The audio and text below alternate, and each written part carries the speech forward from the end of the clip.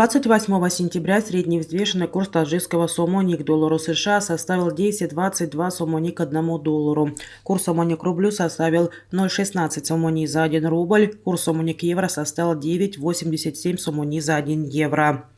Средние курсы продажи наличной иностранной валюты в кредитных организациях Таджикистана составляет 1 доллар США от 10,2215 до 9,85 сомони, 1 евро от 9,8737 до 9,75 сомони, 1 российский рубль от 0,1680 до 0,17 сомони. Мировые цены на нефть в среду утром снижаются более чем на 1%, свидетельствуют данные торгов. Инвесторы отыгрывают данные Американского института нефти о сильном росте запасов нефти в США за неделю.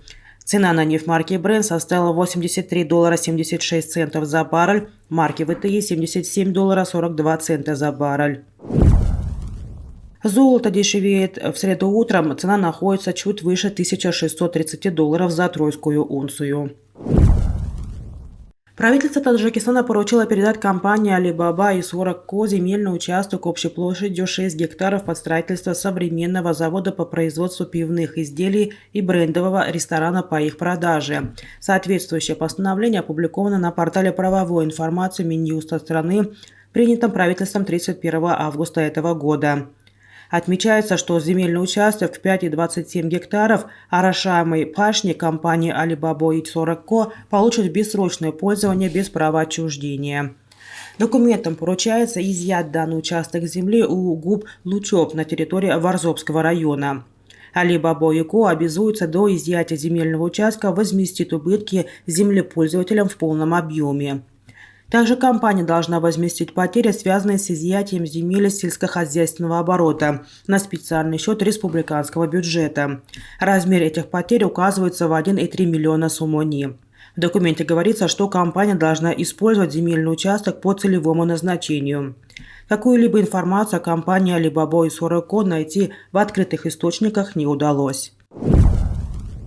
В рамках национального проекта «Международная кооперация и экспорт» Республика Чувашия отправит в Таджикистан тонну муки. Об этом сообщает пресс-служба Министерства сельского хозяйства Республики Чувашия.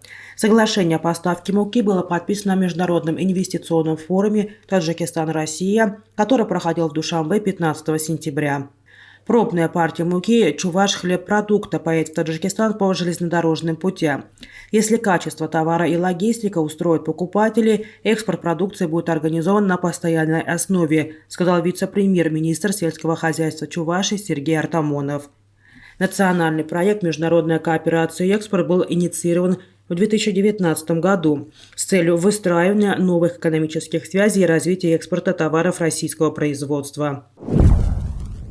Радикальное движение «Талибан», захватившее власть в Афганистане, заключило контракт с Россией на поставку топлива и зерна. Об этом сообщает Reuters со ссылкой на исполняющего обязанности министра торговли и промышленности Афганистана Хаджи Нуреддина Азизи. По словам министра, ежегодно Россия будет поставлять в Афганистан примерно 1 миллион тонн бензина, 1 миллион тонн дизельного топлива, 500 тысяч тонн сжиженного нефтяного газа и 2 миллиона тонн пшеницы. О ценах и способах оплаты не сообщается. По словам Азизи, цены будут ниже рыночных. Россия предложила скидку. Reuters отмечает, что эта сделка первая крупная с момента прихода талибов к власти в 2021 году. Министр пояснил, что сейчас газ и нефть Афганистану поставляют Иран и Туркменистан.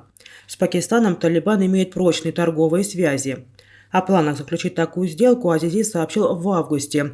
Талибан рассматривал вариант бартерной торговли, если российская сторона заинтересуется какой-нибудь афганской продукцией для обмена на энергоресурсы.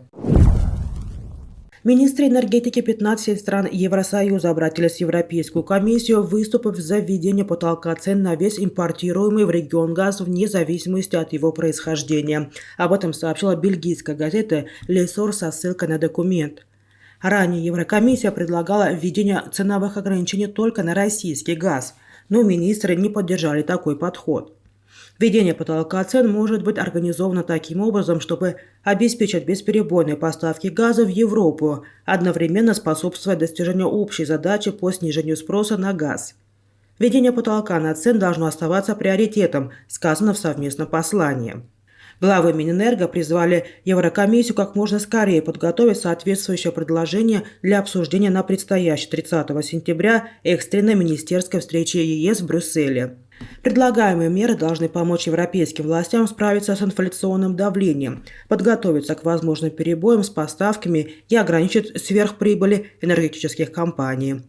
Обращение поддержали министры Бельгии, Франции, Италии, Испании, Португалии, Болгарии, Хорватии, Греции, Литвы, Латвии, Мальты, Польши, Румынии, Словакии и Словении.